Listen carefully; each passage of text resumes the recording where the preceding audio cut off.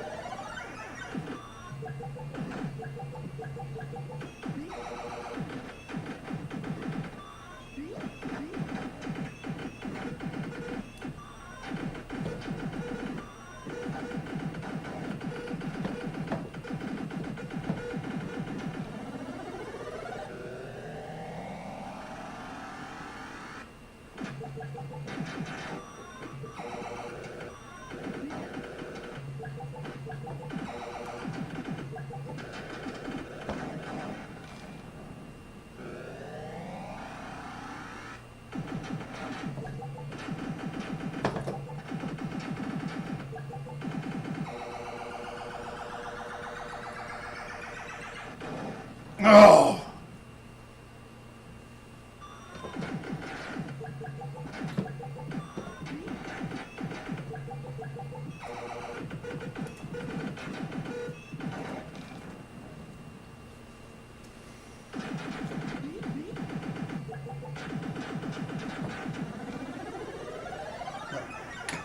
Watch your lives, Dan. What? Watch your lives, Cam.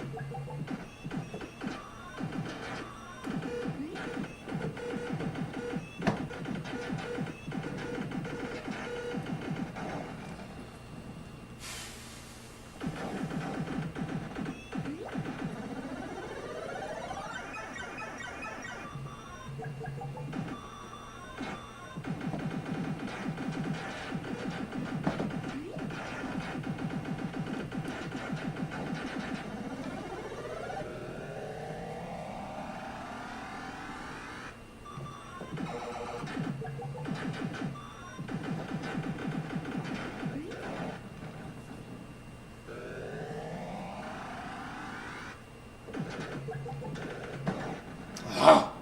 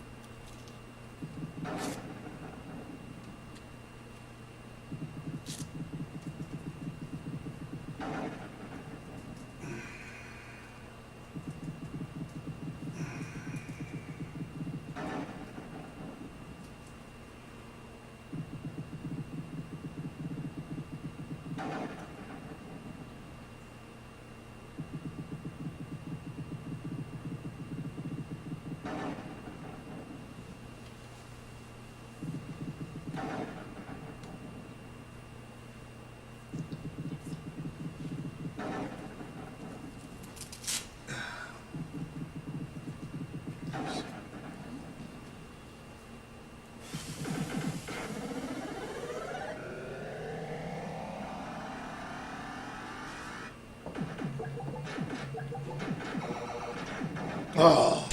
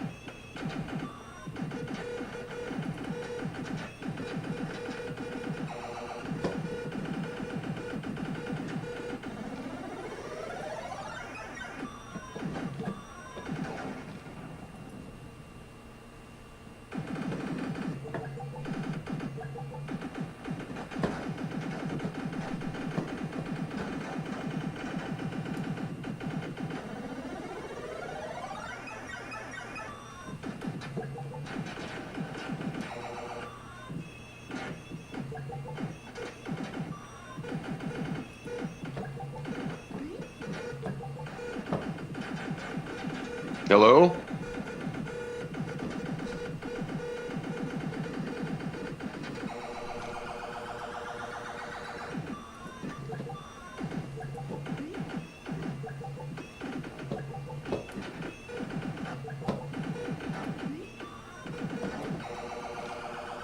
Just wondering if anyone's on board here still watching this great game.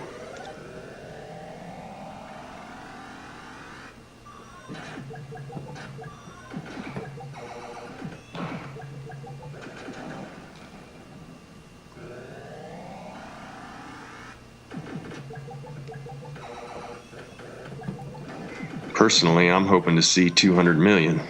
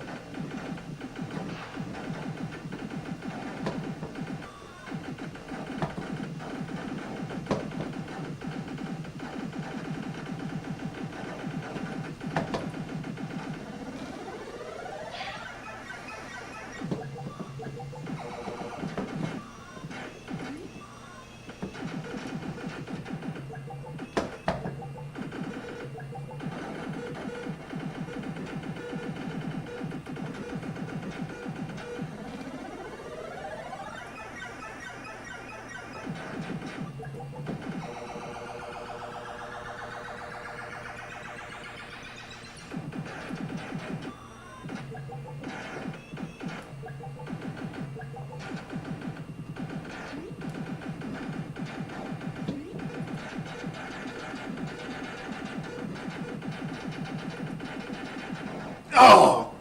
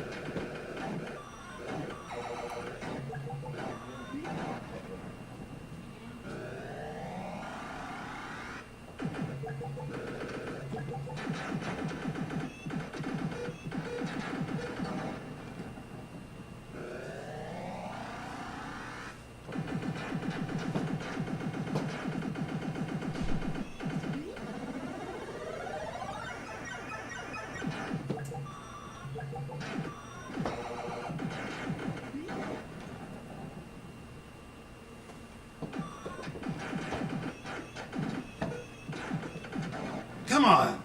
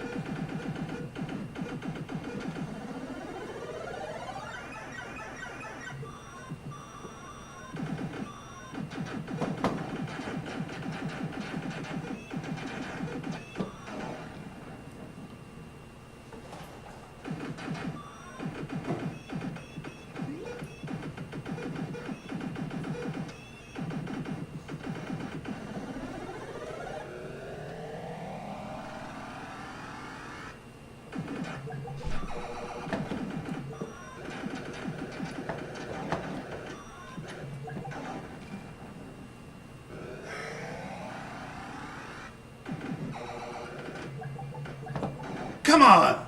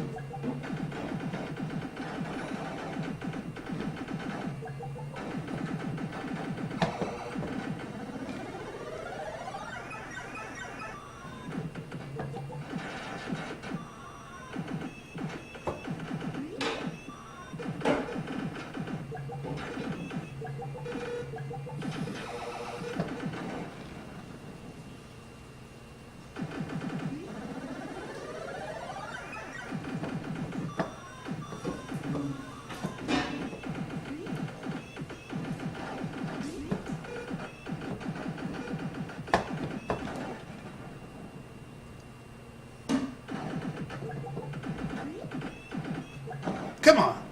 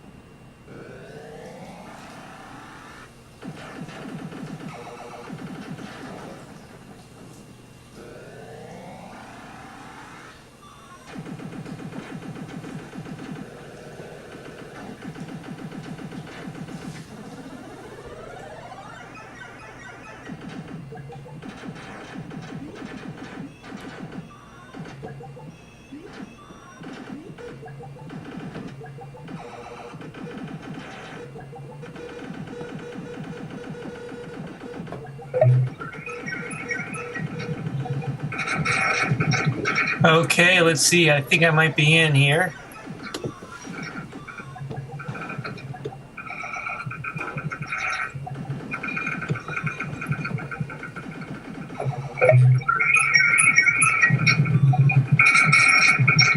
Okay, let's see. I think I might be. Yep. I hear it. Where am I? Okay, well, I'm hearing it on my computer. Sorry, guys. I don't see the video. Oh, I guess I have to actually do my feed. Hold on a second, guys. Sorry for the delay here.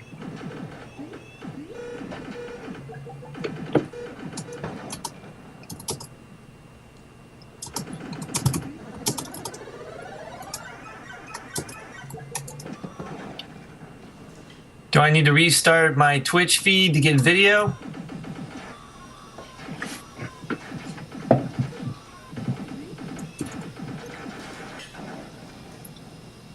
Let's see real quick here.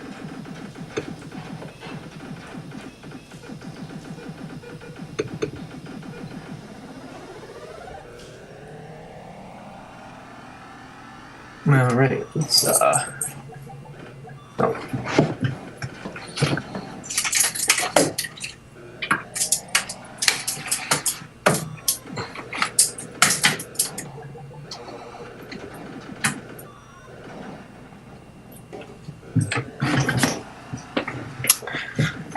Okay.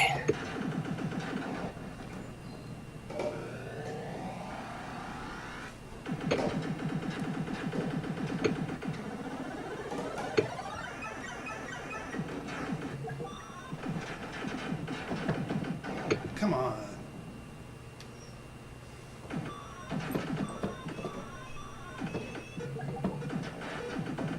Okay, so hopefully you guys can hear me. Still trying to see if I get the Twitch feed up on this.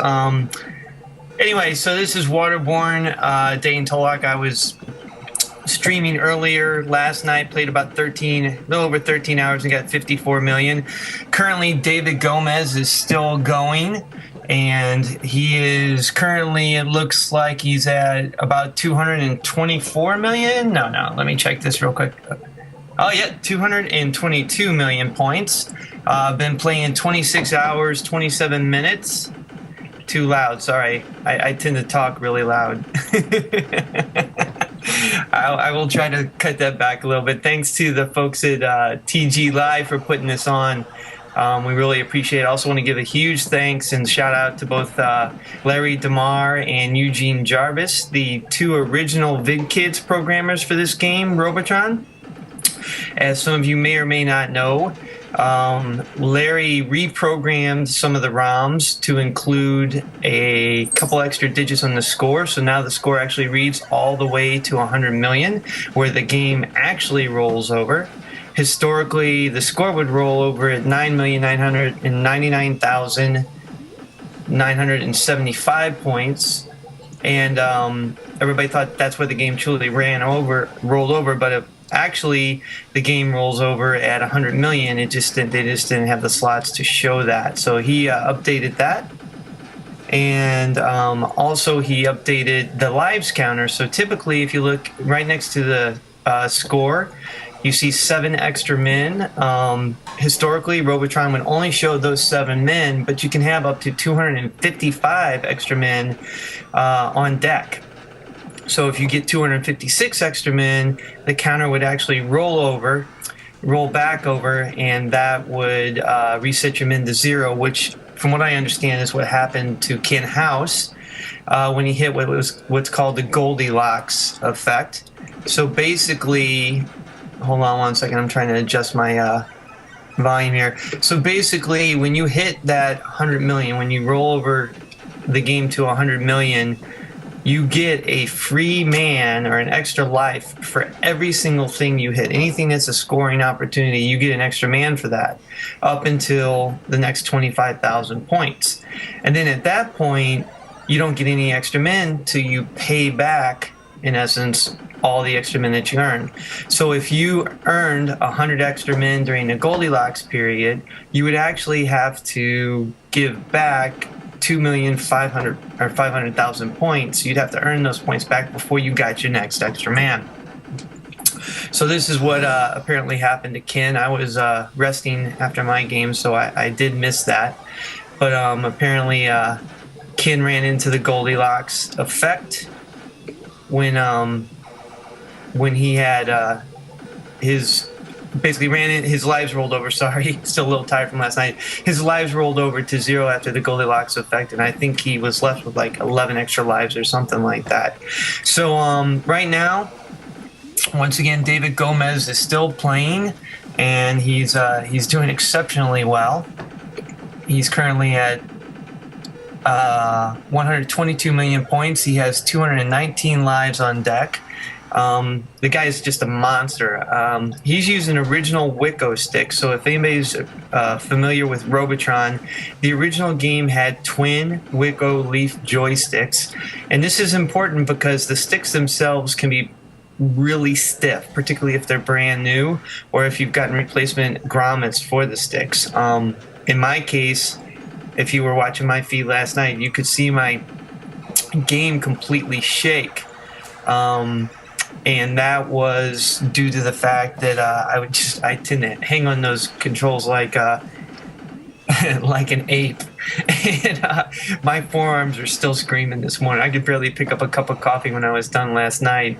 If I ever try this again, I've been talking to some other marathon folks, and I'm going to get some wrist supports and some other things so that I can go ahead and be a little more resilient. Not sure if I'm going to make another run at it. I think I'd like to, just so that I could be in the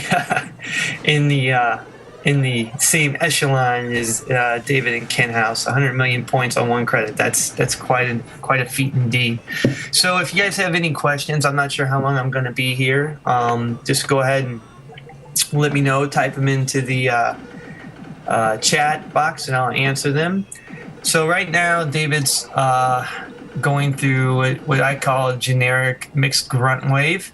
So there are basically 4 or 5 basic waves in Robotron. The first is your just grunt wave, which is nothing but grunts. Grunts are the little red guys. And as they get, what they do is they mass up, and the more grunts that are in a group, the faster they move. So what happens is you want to take out those grunts or herd them. So here's a grunt wave right here. This is a true grunt wave. And you can see how he has to get to the outside of all the grunts. And as he goes around in a circle, and he's doing it counterclockwise, you will see that the grunts tend to concentrate. The more concentrated they get, the faster they become. And at some point, they actually become so fast you can't kill them all if you let them get to that point. How does he go to the toilet? That's a good question. I think it's very close. I think he takes a break. In my case, my bathroom is about 10 feet from my game, so it wasn't that hard to take a little break and go use the restroom.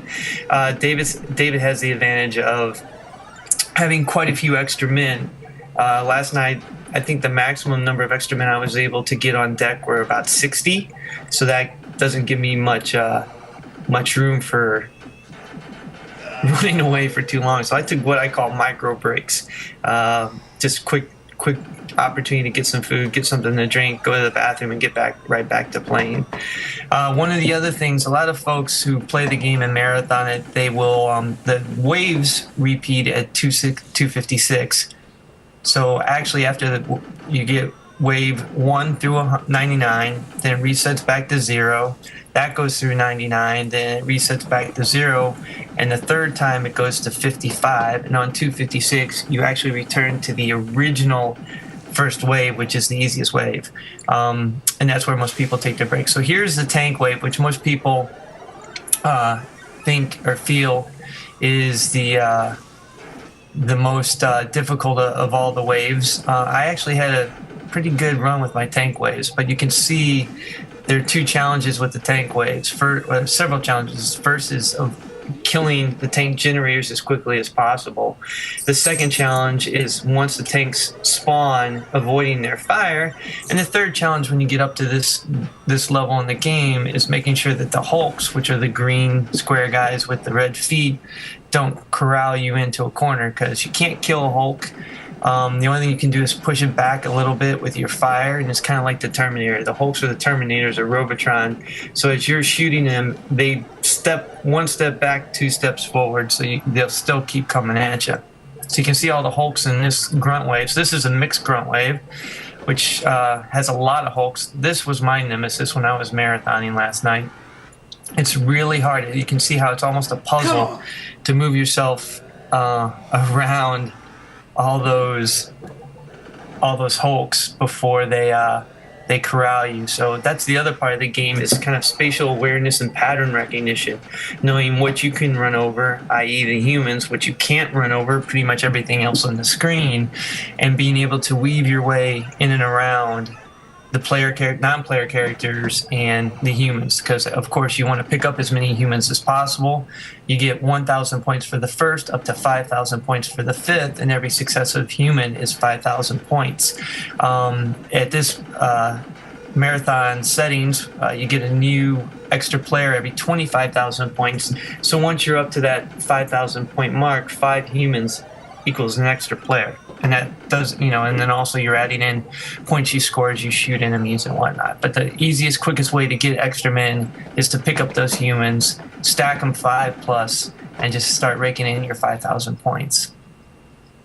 On the tank waves, I like to stay in the middle. So you see here, this is another tank wave, and it's actually a mixed tank wave. But David is, you can see he's moving around the outside here. When I get on a tank wave, I tend to stay in the middle. I find that borders, and particularly the corners, you're really susceptible to weird ricochets like that one.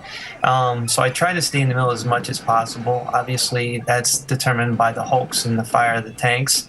The other thing is, you can see David is not moving in a linear pattern. He kind of zigs and zags. The tanks, the fireballs in the tanks, from what I understand from Larry, basically fire on a trajectory not where you are, but where the computer or the game thinks you're going. So that's why they use a lot of rebound work on the tanks. They'll fire where they think you're going. So if you're going in a straight line, they're going to get you every time. So the kind of zigzag, evasive motion that David uses a lot in his play is pretty typical of Robotron players who are trying to avoid not only tanks, but the spheroid quark fire. So the little round things that generate the spaceships, those are spheroids. The spaceships themselves are called quarks, if I got my terminology right. Sometimes I get mixed up. And you can see it's also frequently good to take out those spheroids before they generate the quarks. And you can see David here cleaning up that grunt wave very nicely. If anybody have any questions, please go ahead and type them into the chat, because right now I got my volume turned off, so I feel like I'm talking to nobody except my dog Jackson over here. But if you have any questions, please feel free to go ahead and put them in the chat box there, and I'll try to answer them as best as I can. So once again, this is Dane Tollock. There you go. Spheroids generate enforcers. Thank you. The quarks, correct me if I'm wrong, I won't go look. I think the quarks are the actual firing from the enforcer. So thank you, Masquerade, for that correction. I'm still a little tired from playing yesterday. All right, so David is going through another mixed grunt wave here. You got the spheroids, the enforcers firing at him. He did a good job there. Here's a tank wave. And once again, you can see he's trying to pick up the humans as quickly as possible. And the tanks are now generated, and they're doing the rebound shooting. And he's doing an awesome job of evading that the tank fire. Look at that. Oh, that's pretty impressive. And the quarks generate the Robotron tanks. Once again, Masquerade, thank you very much for the clearing up. Now, you'd think after all the Robotron I've played, I would know that, but I frequently forget the enemy names and whatnot, except for the main ones. So, once again, spheroids generate enforcers, which are like the little flying spaceships that shoot the X's, and quarks generate the Robotron tanks, which shoot the round, I call them fireballs, but whatever you want to call them. And once again, David is going through this tank wave, and he's just doing a great job. Let's look again. Currently, he's been playing for 26 hours, 39 minutes, and some seconds here. He is at 123 million points and has 221 lives. He's already rolled the score at 100 million points. Oh, thank you, Masquerade, for the congratulations on the 50 million score. That was my original goal for last night, is to get 50 million. I would have loved to have made it to 100 million, but just didn't have it in me. My final score was 54 million and some change. But it was certainly a pleasure to be part of this event. And once again, I want to thank the folks at Twin Galaxies and the folks, Larry DeMar and Eugene Jarvis from VidKids, the original programmers for Robotron. They also did, I believe, Defender Stargate. I know that Larry was definitely involved in Narcs, and I know that Eugene has been doing a lot of the current games, including things like Cruisin' Exotica and the Cruisin' series. So Larry is still very active in the programming field some 33 years later.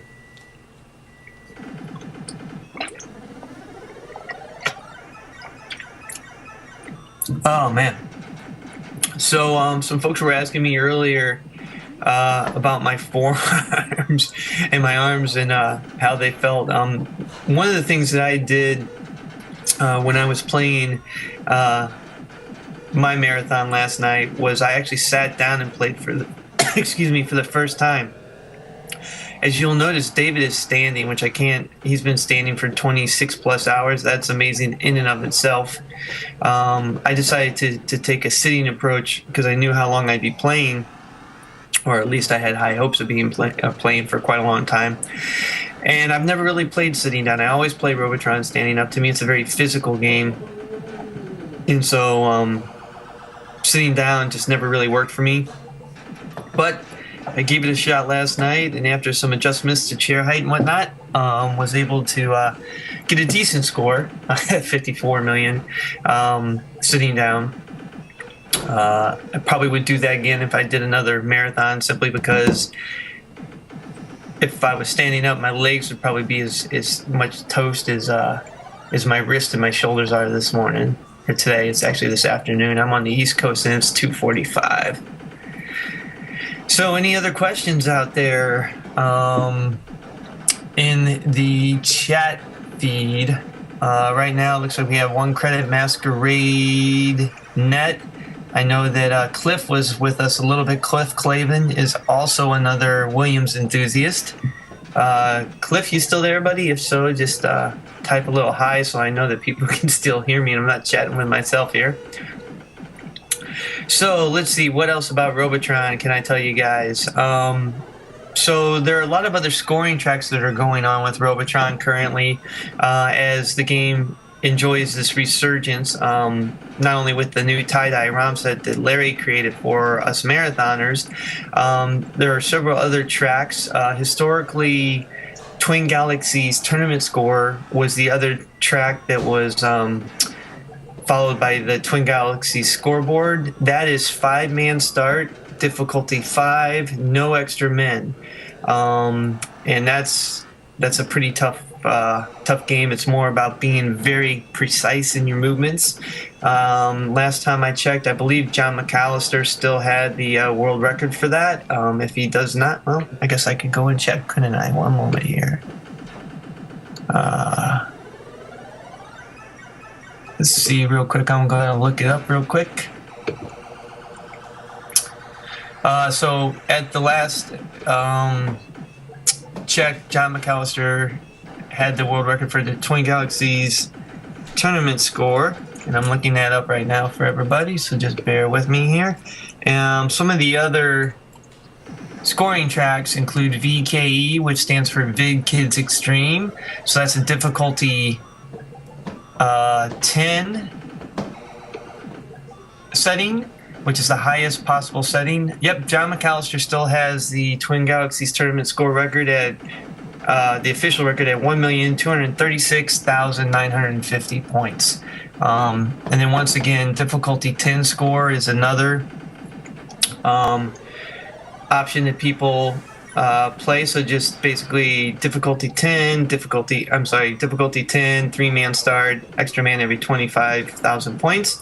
And then as I was mentioning, the Vig Kids Extreme, or as we call it, VKE scoring track, which we hope to get added to Twin Galaxies once they start including new tracks, is difficulty 10, 3-man start, and a new extra life every 50,000 points. And let me tell you, that's a pretty tough track to do. I think my high score on that is about 660,000 points, and I believe the current high score, and once again, this is not currently officially tracked by Twin Galaxies, but the current high PKE score is right around 1,200,000 or so. You can find all this information also on a website called Robotron Guidebook, run by Mark Hoff. Mark was online, I believe, yesterday doing some commentary as well. Mark has been instrumental in getting Robotron active on Twin Galaxies and really helping support the Robotron Marathon community. Mark was an original employee of Twin Galaxies back in Ottumwa, Iowa, with Walter Day. He worked under Walter Day, so that's his connection, legacy connection to Twin Galaxies. Wow. Just watch David make that amazing move to the right there. That was pretty impressive indeed. Do we do any one-man challenges? I actually did participate in the Williams Arcade Challenge at Barcade in Brooklyn.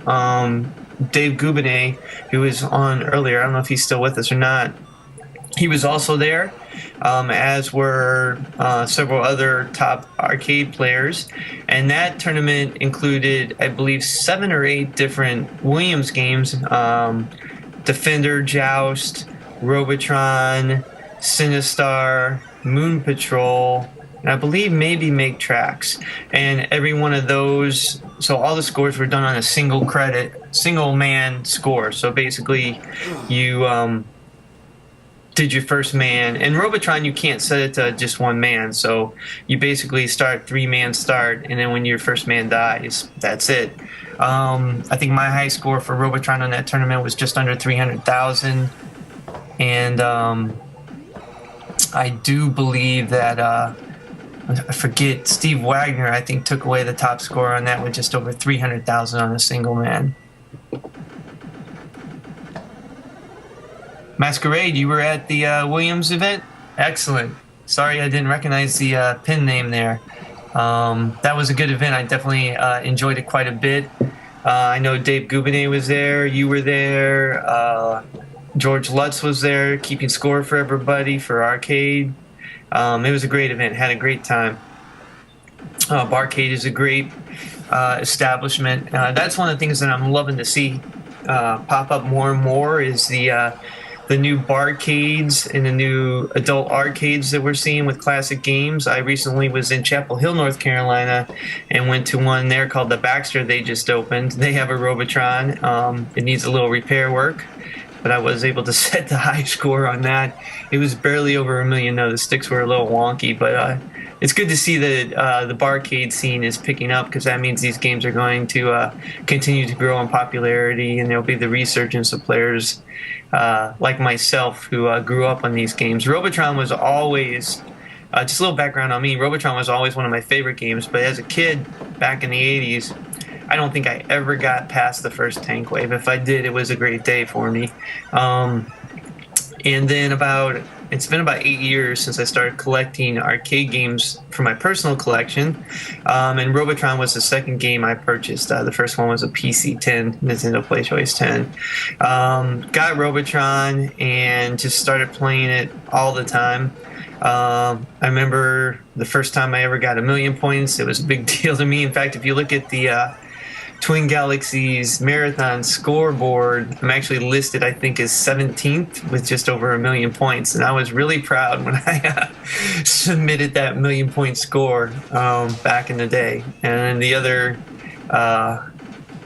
benchmark, of course, was 10 million when you rolled the original ROM set at 999,975. So my first 10 million point game, that was pretty cool.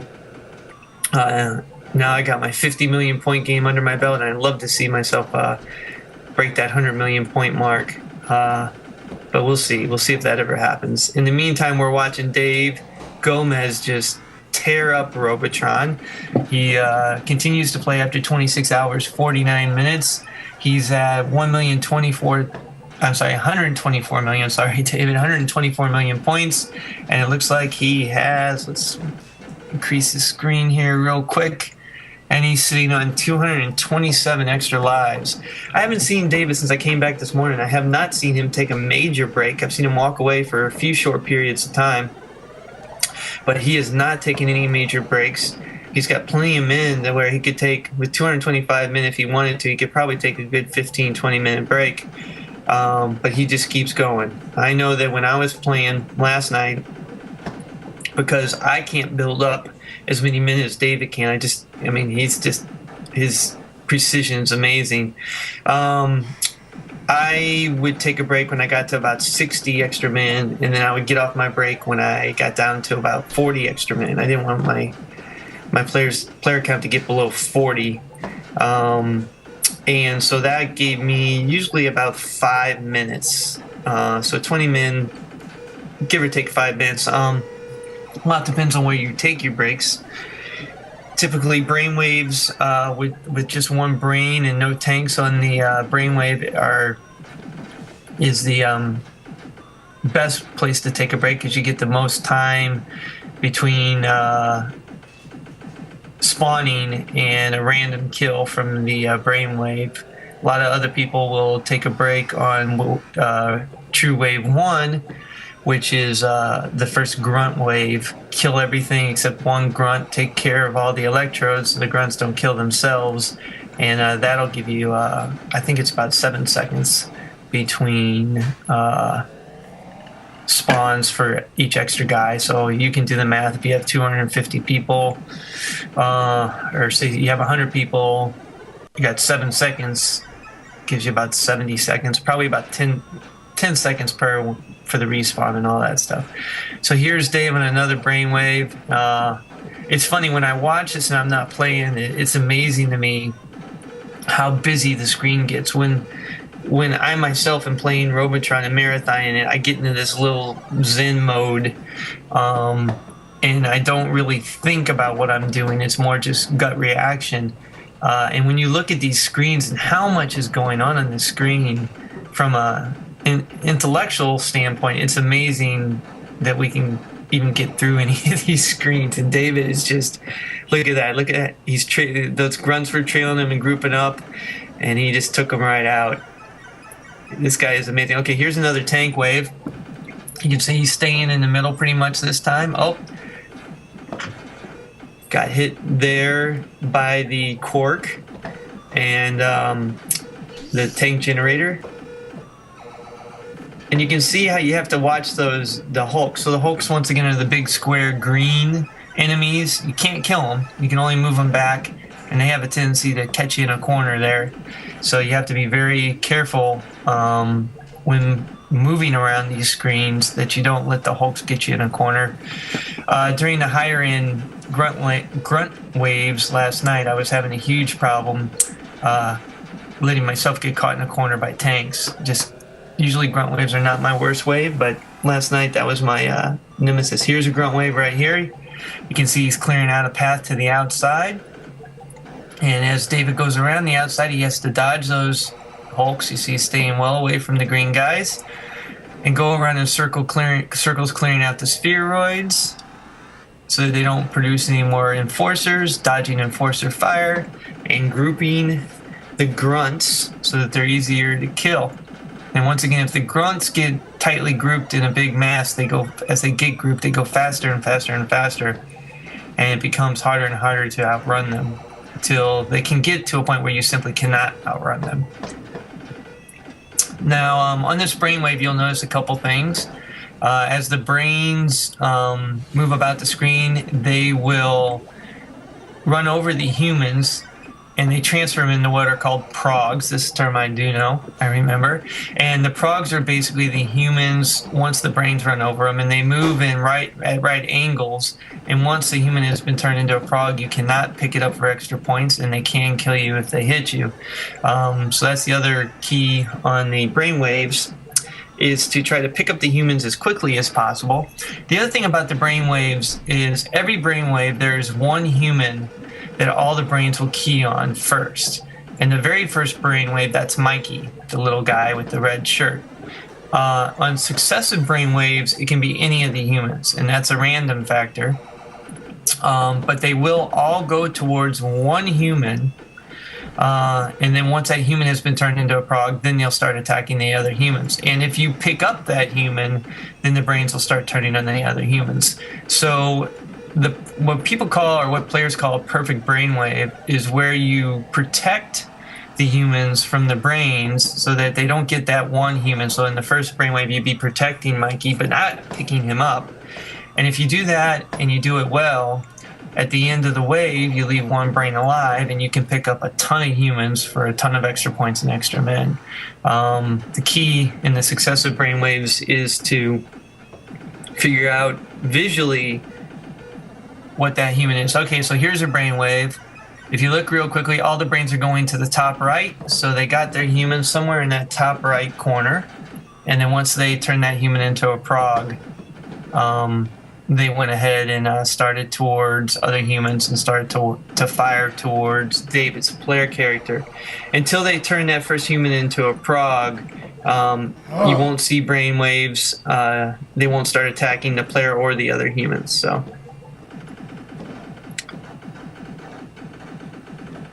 All right, guys, give me a little feedback here. Make sure I'm still with you and you're still with me. This is once again Dane Tollock, aka Waterborne, a fellow Robotron marathon player. Played last night, got a score up to 54 million. We are currently watching David Gomez just rip Robotron up.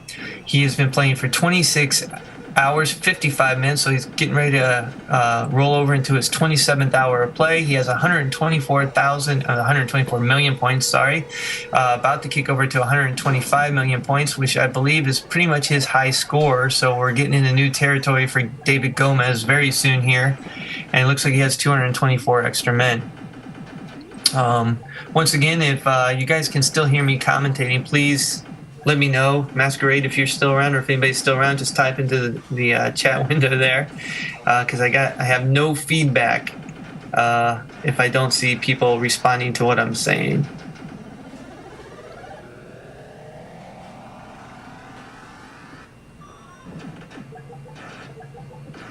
All right, and so David is clearing out. It looks like he's on wave 49. I haven't been keeping track whether this is first wave 49, second wave 49, or third wave 49. If it's the third 49, then he's going to be going... Oh, wait a minute. It looks like 99. I'm sorry. Let's see here real quick. No, it is 49. If he gets to wave, or when he gets to wave 56, or 55, actually, it'll be a brain wave. And if that is actually wave 255, then it will roll back over to wave 1. Thank you, Cliff, for the for letting me know I'm still here, and you too, Della. It's a little weird talking to your screen and wondering if anybody's out there listening to you. And Cliff, if you want to get on and commentate, just let me know, and I'll hang up on Skype, and we'll let you come on and do a little commentating as well. Once again, Cliff is also a Williams Arcade player. Cliff, where are you from? I should know this by now, being a member of Williams Player Unite, but I do not. I myself am residing in North Myrtle Beach, South Carolina, and I know David's in Texas.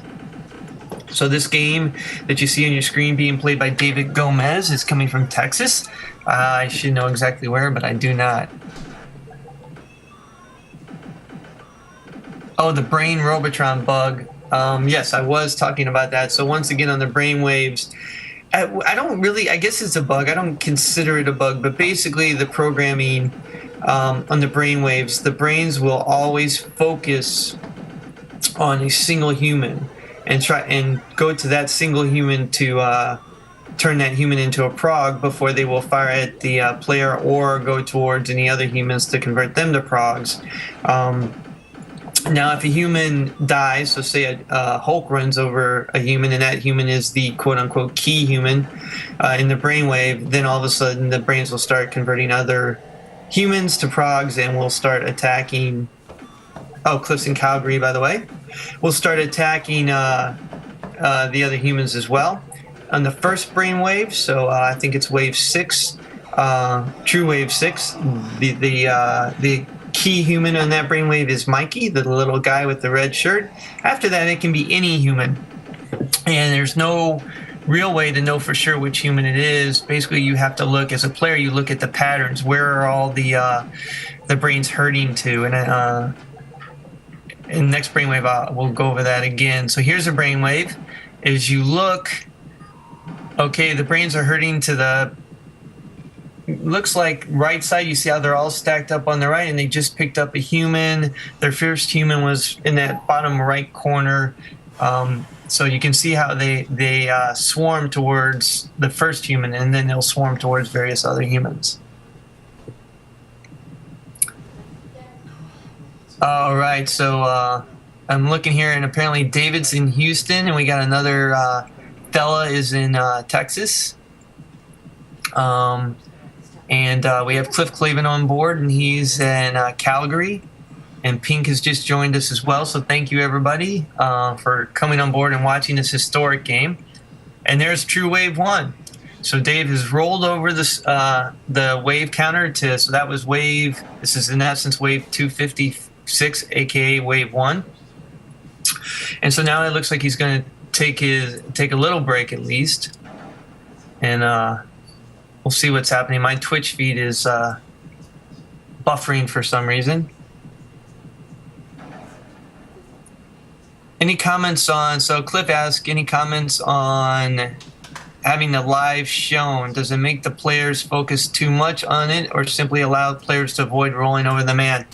Well, I think there's two views to that, Cliff. For me, it actually helped me. I think that if I not had the player count, and once again, last night I was only able to get about 60 men in reserve. Had I just been able to see that I had more than 7 men on the top without the new player counter, I personally believe my game would have ended much earlier. Because what I did was I refused to take a break unless I had at least 60 men, and I stopped my breaks at 40 men. So I always had 40 men in the hole until my play really started to degrade. For some of the other players, David was telling me when we first got the new ROMs and the player counter that he paid too much attention to it. So that's it can be distracting for players of David and Ken's caliber. I think it's just a great resource because you at 256 men, as many of you know, the extra men roll over to 0, and that's what got from what I understand, that's what got Ken House last night or this morning on his marathon attempt, was that he hit the Goldilocks zone. So for those of you who don't know, at 99 million points, 99,999,975, the game rolls over to 10 million points. And when that happens, for the first 25,000 points, everything that gets a point value, so every enemy you shoot, every brainwave you shoot, whatever, every human you pick up, you get a free man for every point opportunity during the Goldilocks effect. Now the key to that is if you're too close to 256 men, it can roll your men over to 0, and that's apparently what happened to Ken House. The other thing about the Goldilocks effect is that once you get your extra men, you get that first 25,000 points, you get no extra men until you quote unquote pay back all those extra men that you got during the Goldilocks period. So it's like a loan. So once again, if you received 100 extra men during the Goldilocks period, you would not be given another extra man until so 25,000 times 100. That's 2.5 million, if I'm right. Yeah, I hope that's right. So you wouldn't get another extra player till you scored 2.5 million points. So that's where a lot of folks, not a lot of folks, because only David and Ken are the only two people that have hit the Goldilocks zone, and that have been confirmed to have hit it on one credit. So they're the only ones that know how it feels to do that. Masquerade saying he can't take it anymore. He's going to Brooklyn Barcade. Well, Masquerade, if you go to Brooklyn Barcade, please tell them to fix those Wicco sticks if they aren't already fixed. Last time I was there, they were pretty. I call them. What did they say they were? They were wonky. Soupy. They weren't very tight on the controls. All right, so. Yes, so I'm sorry I can't read your name because it's in bright pink Pac-Mania, I think. The score currently is at 125 million. Thella, I got a question. What does it feel like having to stay up for a whole day playing this game? Yes, and also you are correct, Defender, and I believe Stargate also had the Goldilocks effect. Defender and Stargate roll over at a different point, I think. So anyway, how does it feel to play this game for a whole day? Well, actually, it killed my arms, killed my shoulders. I played for 13 hours, so I haven't even been playing. I played half as long as David's been playing at this point. Shouldn't light up this. By the way, David has restarted, and he's on this first brainwave. True first brainwave, which is wave 6, I believe. Yep. Or was that wave 5? Hold on, sorry. I'm having trouble seeing my screen. So that was wave 5, the first true brainwave. Wake me up a little bit. Anyway, back to the question about fatigue. My forearms, my shoulders were screaming using the original Wicco sticks and grommets. But as far as I was sitting down, David's been standing up, so there's a difference there as well. As far as just general fatigue, I was in really good shape. In fact, I stayed up to like 4:30 because I didn't want to go to sleep after finishing my game about 1:30 a.m. Eastern time. So I think the major thing playing this game, and I'm a beast. You can see David; he's very light on the touch with this game, even using the original Wicco sticks. If you were watching my feed, my cab was just shaking because I hang on those things. I hang on those Wicco sticks like a freaking ape, and it's yeah, I have a totally different style of play than David, and that's probably why he's doing so much better than me, because he's conserving a lot of energy with those fine hand movements as opposed to me moving all over the place like I'm wrestling a gorilla or something. So once again, this is David Gomez. You're watching play Robotron 2084 for the 100 million point gauntlet. This is the second gauntlet event we've done. He did take off his headphones. I don't know if he can hear me. David, hopefully you can hear me. I don't know if you're listening to the feed as well. That's one thing. I usually play with music. I did not play with music. I had a little bit of music really low in the background last night, but because of Twitch regulations and copyright issues and all that fun stuff, the only thing I could play was music by my friend's band, and I didn't want it too loud just in case there was any issues. The Wiccos will last longer than mine. Yeah, I've already replaced mine once, so I'm on my second pair of Wiccos. And the worst thing about replacing Wicco joysticks is those new repro, if you get it NOS, which is new old stock, the original grommets that hold the joysticks, that center the joysticks, are very stiff. If you get refurbed grommets, so you get, or the new repro grommets, they're even worse. So when I got my new old stock Wiccos and installed them, it was brutal playing the game for about, I would say, at least 2 months until they got worked out a little bit and softened up a bit. Yeah, David's Wiccos are going to last a lot longer than mine. I was noticing last night that it felt like the E-clip to my firing joystick was starting to give way. That happened to me once before while marathoning. Basically, the joystick is kept in place with this little circular clip. And the way I play, I'm brutal on my sticks. And basically, that broke, and I felt like it was going last night, so I got to take a look at that at some point before I play again and see if I need to replace that. Luckily, I have numerous extra E-clips, so that's not too big of a deal. Great brainwave there by David, by the way. This guy is fluid. And once again, if you watch how he plays, he does not go typically in straight lines. He does a lot of zigzagging. That is to confuse the programming on the enemies, because basically the enemies are programmed in many cases to cut you off. They're not necessarily, particularly tanks, and particularly the enforcers. They're firing where they think you're gonna go, not necessarily where you are. So if you're running in a straight line, they're gonna cut you off at the pass pretty quickly. So you see a lot of almost all top Robotron players, they will use this kind of zigzag, irregular pattern of moving around the screen to help mitigate that prediction factor on the programming of the enemy.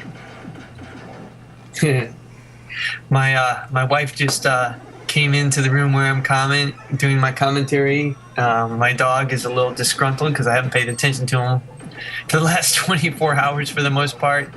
So she is consoling him. and he is grumbling about it. But anyway, back to the Robotron gameplay. David Gomez. Oh, actually, first of all, this is Dane Talk, aka Waterborne, one of the participants earlier in the Robotron Gauntlet, and we are watching David Gomez rip up the screen. He's just monstering this game. He owns this game in every way imaginable. He has 125 million points.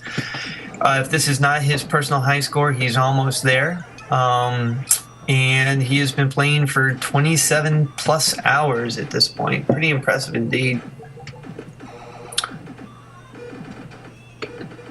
Once again, if anybody has any questions, please feel free to post them in the chat, and I will do what I can to answer them for you.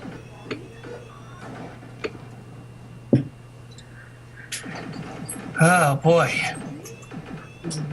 And congratulations also to the other participants in the Robotron Gauntlet. We had Greg Hansen that joined us last night, and Ken House, who played through this morning. Ken was stopped just past 100 million points by the Goldilocks zone, and his lives rolled over. And I know that Greg got about 51 million points. His goal was 50 million points. And he stopped. He pretty much stopped there voluntarily, messing around a little bit. What is David's high score? Well, let's go to the Robotron guidebook to find out real quick. Or actually, it's Williams Players Unite, which is a repository of all non-official scores for these games. Robotron difficulty 5. Let's see if it's up here. They just have this old score, 60 million. I know that David's official high score for one credit is over 125 million, but I don't know exactly what it is. I wondered how much longer he would play. Hearing he would quit at 150 by Nashville. Then he may also try to get 200 million points. I'd like to see David get 200 million points. That would really put the screws to Ken House. I like Ken, don't get me wrong, but Ken and David are two different personalities, and I want to see these two guys continue to go at it. Wiccos versus non-traditional sticks. I'm a Wicco man, so I'm always going to be in David's camp for that. But Ken is an amazing player, and I take nothing away from him. He kicked my butt last night, so I can't say a thing about his score. David just lists him at 125 million. I just looked it up, Cliff, and I did not see that. Is there a different listing other than Marathon for that? Because I'm seeing Robotron difficulty 5. They have him at 60 million, but I could be looking at the wrong one there. Let's see. Maybe it's under the big kids. I don't know. I'll let Cliff go through that. Yeah, so the world record, the current Twin Galaxies world record, first of all, that top score of 360 million or whatever is an impossible score because it doesn't end in a digit of 0 or 5. Now, with that said, most folks believe that score is just a typo. And not to get into the differences between Twin Galaxies historical scores and this score, what David is doing is confirmed one credit play, and that's what we're really focusing on today. The other scores are part of the Twin Galaxies has in the Robotron standings are historical. They were scored using the guidelines that were in place with Twin Galaxies at the time that they were scored, and they are, as far as we're concerned, 100% legitimate, with the possible exception of that top score simply because the score ends in a digit that doesn't exist in Robotron. What we're trying to do as current day marathoners is really focus on two things. Focus on the one credit, confirmed one credit verified scores, for marathoning, and also focusing on the use of these new ROMs that were released by Larry DeMar of VidKids, the original programmer of Robotron. It helps that tracks both scores up to 1 million points, and then also tracks live counters up to 255 lives. So we're really focusing on that. Just saw 100 million marathon on Gumbo. Okay. I'll let Ken tell you, Cliff, what he uses for joysticks. I'm not going to give him any more trouble. I was giving him trouble yesterday before he kicked my butt about real men using Wiccos. So I'm not going to comment on that. Ken's a great guy. He's a great player. I give him trouble about not using Wicco sticks, but that's just me. And that's all in good fun. Any other questions out there? Reading through the chat. Yeah, so just historically, to go back real quick to the historical marathon scores, historically the game had an issue, a bug issue, where it would reset, and it was a software issue. And until what were known as the blue ROMs, patch ROMs came out from Williams, much later, much after the golden age of the arcades and arcade marathon and gaming, the games would reset typically anywhere, frequently. It was just a software bug. So a lot of the times players who were marathoning were allowed, if they did not stop, if they basically restarted their game immediately, they were allowed to patch different games together. This is something that was part of the environment at the time. Because of the glitch, it was accepted gameplay. So those scores are legitimate based on the rules that were in place at the time that they were recorded. And as current marathon players and Robotron enthusiasts, we embrace those scores with regard, at least to the fact that they're legitimate in the environment in which they were recorded. And we don't want to take anything away from that, because without those scores, I certainly wouldn't have been motivated to try to break 100 million points. And I don't think that Larry would have been motivated to create this new ROM set for us, the tie-dye ROM set. So we owe a lot to those people, and I'm not going to take a single thing away from them. All right, so we're back to the play here.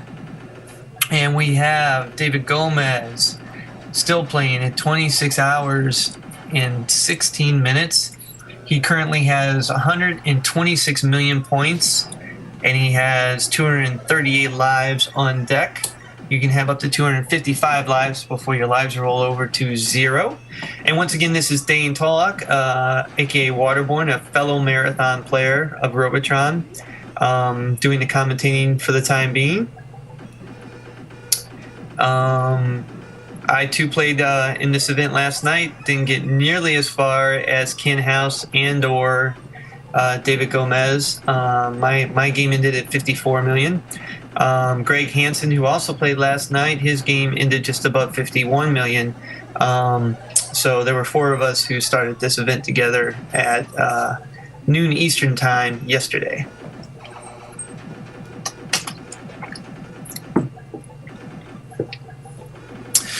Okay, well, I'm starting to lose my voice here a little bit. So, Cliff, are you interested in taking over commentary for a bit, or do you want me to continue rambling on? Just let me know. And if anybody has any questions regarding Robotron, the 100 million point Gauntlet, let me know. Put them in the chat box. I'll be happy to try to answer them to the best of my ability. Currently, David Gomez is just racking up the points here. This is, as far as I understand, his personal high score, and this is the highest single credit verified score that we've seen to date. So that's pretty awesome. Congratulations to David. He's doing an awesome job, and he's a machine. He just keeps going.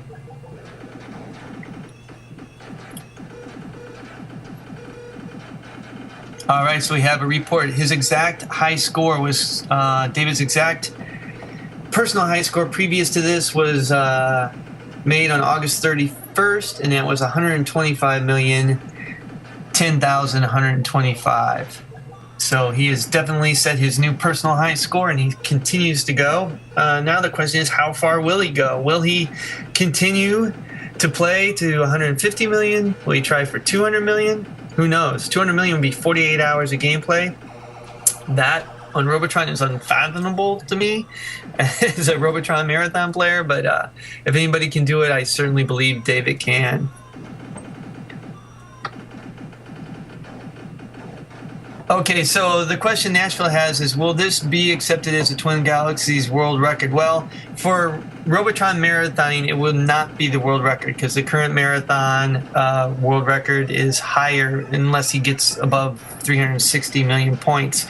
This is the official highest single credit verified score. What that means is that it is verified that this score was done on one credit. Currently, Twin Galaxies does not separate that out as the game database grows and the adjudication process continues. Several of us Robotron Marathon players will probably submit to have a new track included in the database, which will be single credit verified scores. Until that point, David's game would go, if he decided to submit it to Twin Galaxies, would go into the logs under the traditional marathon scoring regime. Since the ROMs are produced by the original programmers and do not change the gameplay, they are considered contiguous with the original ROM set and the patched blue ROMs. And yes, the patch blue ROMs are an acceptable ROM set, and those ROMs were released, I believe, late 80s, early 90s. Somebody will have to correct me on the dates on that. But the patch blue ROMs fixed the corner bug issue, and they have been accepted by the gaming community in Twin Galaxies for some time as legitimate ROMs for submitting scores on the marathon track. Thanks, Cliff. He's training the puppy right now. All right. Well, I will keep talking for a little bit. I'm not sure how much longer I'll last. Spent 13 hours playing this game last night and then crashing for a short period of time. And I have a wife and dog who desperately want my attention at this point. So at some point I am going to have to break away here, but I'll keep talking for a bit. Yeah, where is Mark when we need him? I think he's out with the family, from what I understand, enjoying a lunch, which I have yet to get as well. Last night when I was playing, I basically was getting my energy from a home concocted fruit juice that I mixed up, coffee, lots of coffee, Cheerios, dry honey nut Cheerios, and then I had also the day before cooked a pork loin on the grill, so I had pork loin medallions for my protein source. Okay, Nashville, that's what I want to know. That last 15 seconds. I'm not sure. Nashville, can you please elucidate what your question is? What about the last 15 seconds of what?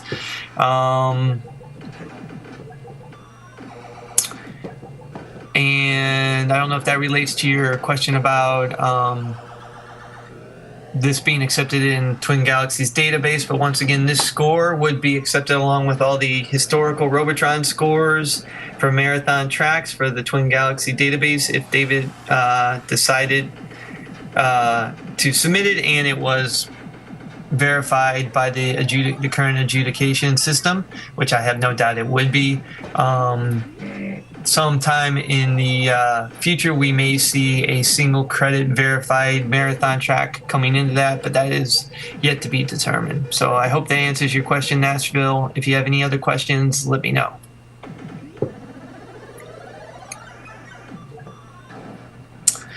All right, so once again, we are at 27 hours, 23 minutes watching David Gomez rip up Robotron 2084. He has 126 million points, coming up halfway towards 127 million points. The last 15 seconds of your response regarding the altered ROMs. So I guess I answered your question, Nashville. I'm sorry. I'm a bit confused just because I'm tired. It's not you, it's me. But basically, yes, these ROMs would be accepted under the current marathon track alongside all historical marathon marathon submissions, provided that this score was authorized by the current adjudication system. Hope that makes sense. I'm starting to sound like Jace Hall a little bit, huh?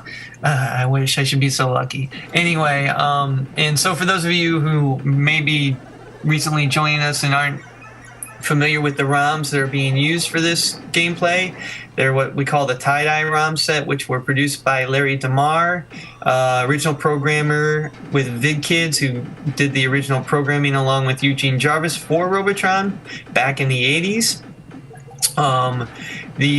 The only changes these ROMs make to the game is tracking devices. So it basically allows the score to be tracked up to 99,999,975 points, at which time it rolls over at basically 10 million points.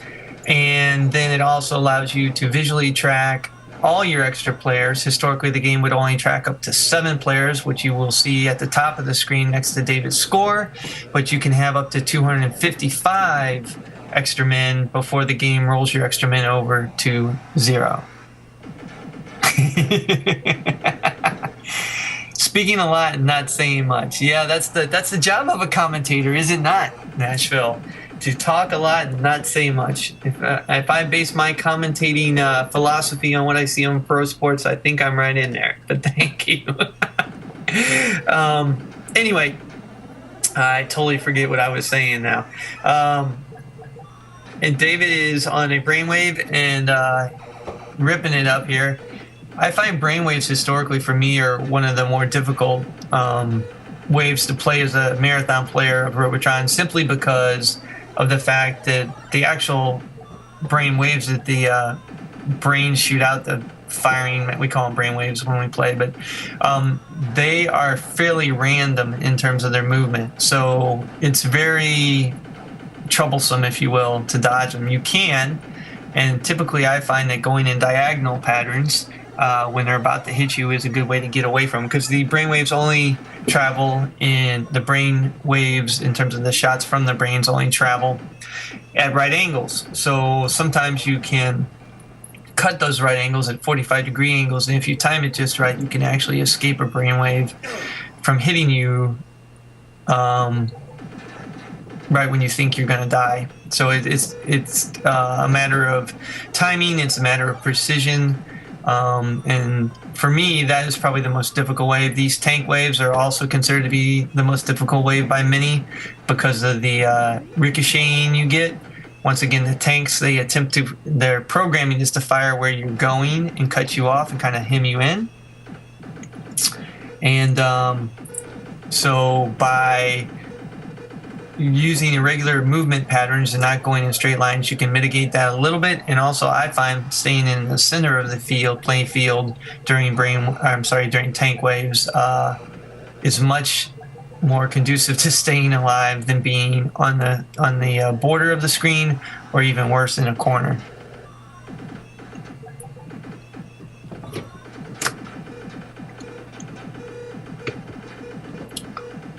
Oh, hey, there's Mark. All right, Mark. Hey, Mark, glad to see you're here, sir. Would you like to take over commentary for us here? Mark Hoff has just joined the group here. Mark is the proprietor of the Robotron guidebook.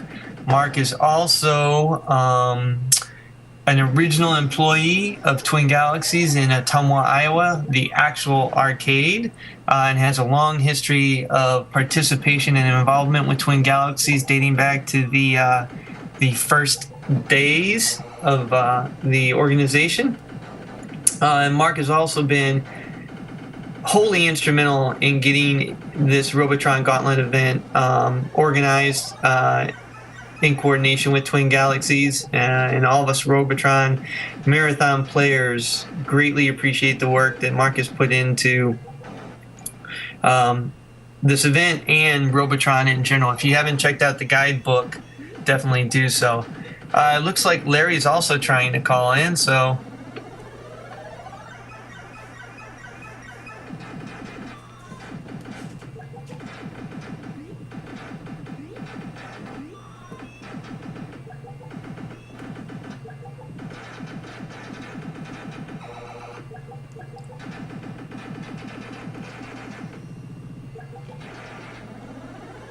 Larry DeMar is just connected to the Skype channel that we're on here.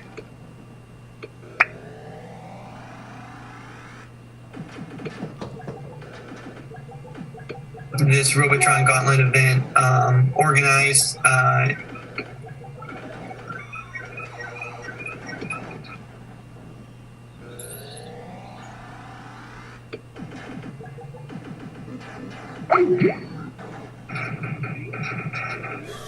Break.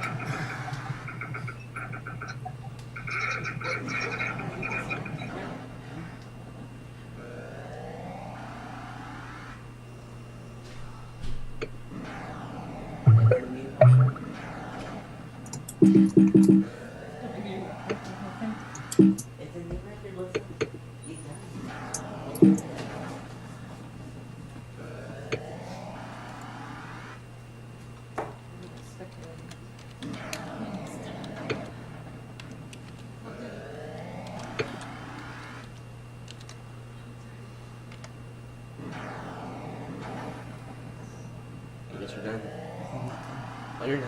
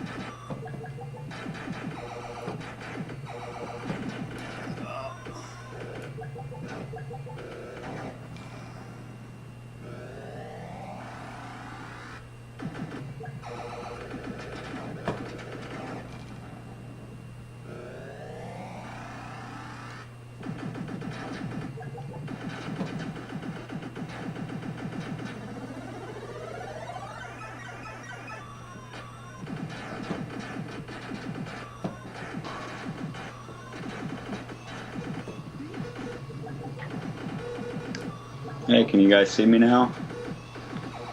I got an email that Dane said he was on, but I couldn't see it. Was it feeding on that commentator entry? I didn't want to bump Dane off if he was on there. I was just going to fill in because I didn't think anything was going on. You guys might have to fill me in on what's been going on. I've been away from the computer. I was out doing stuff. Hey, can you guys see me now? I got an email, Dane.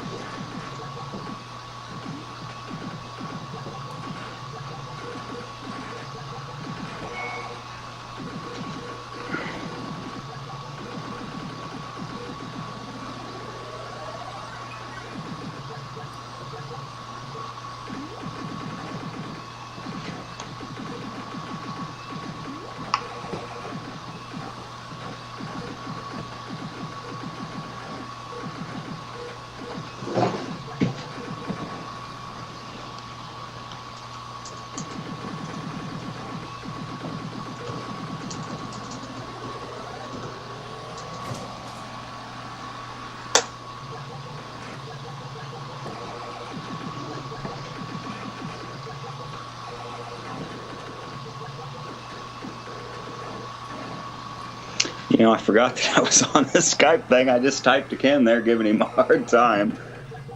Shoot, you guys are looking at me right here. Guess the day's wearing on. So it looks to me like, well, for sure, David has surpassed his past score, and he's still rolling. I assume he's doing pretty good. Looks like he's going without the Dre beats, so he's not all hip hop this afternoon.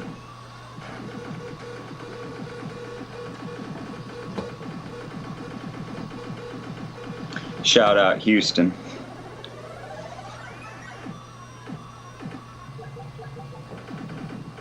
Ken just wants paid. You get him an X Arcade Stick endorsement, and all of a sudden he's a rock star.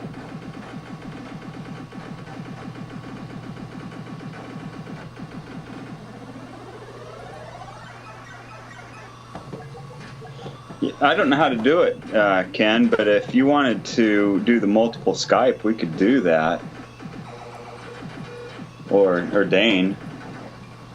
My Skype, I'd have to look here on Skype, but my code is mhoff555 if you guys want to like do a request, and I'll try to figure it out. You guys are the experts here.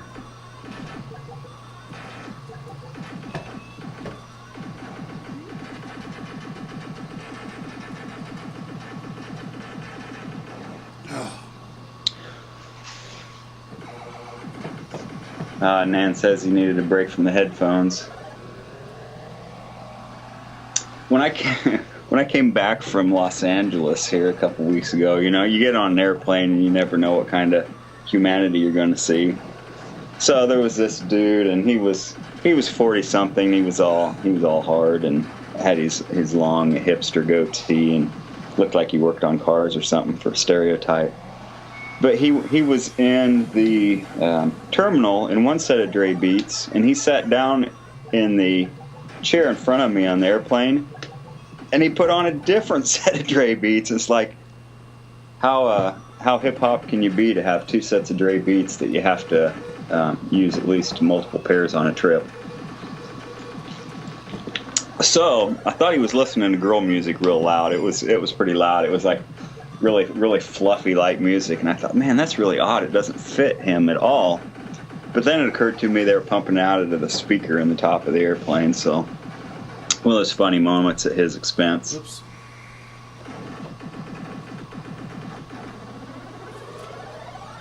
Let's see what. Let's see, Dane sent me an email. No video, just sound. Folks in the chat said they could hear me. Do you want to try to do the Skype to me, Dane?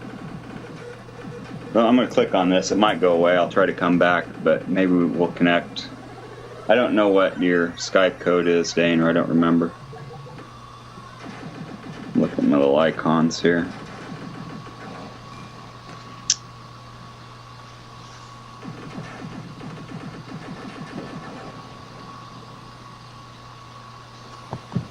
It says ongoing and people, but I don't see how to add more.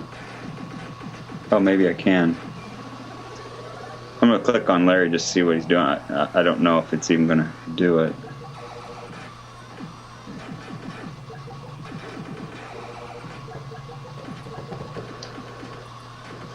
I'll hit video call. Oh, you need to end this call before you start a new one. Shoot, that means there's some group setting.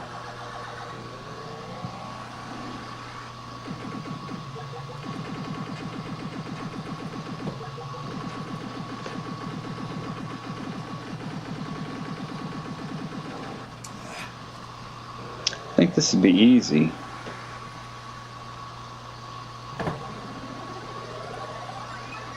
Let me hit more.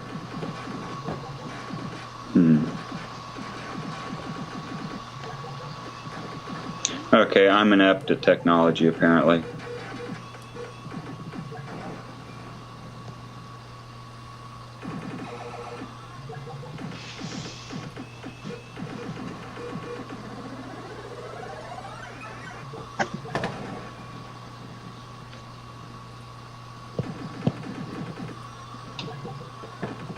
I couldn't figure out how to do the group message. Okay, so Dane's heading out.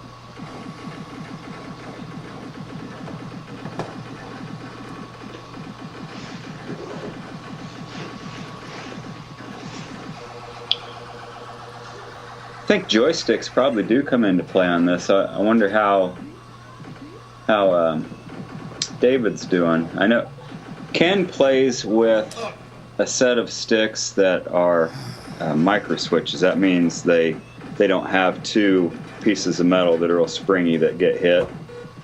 They've got a little internal mechanism that clicks things, a little spring inside them.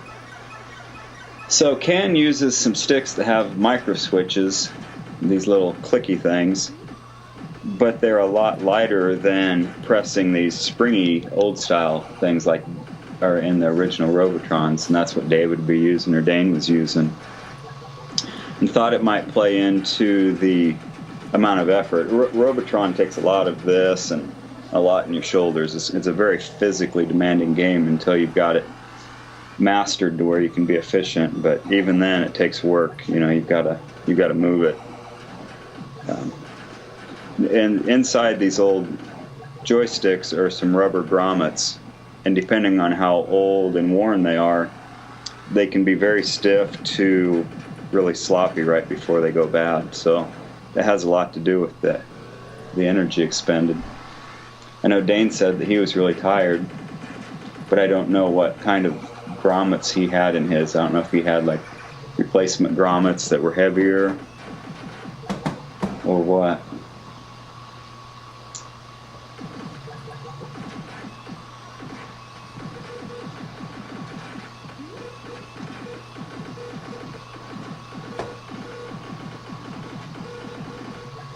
I saw that Cliff Clavin was on here. Is he still here? Canadian man.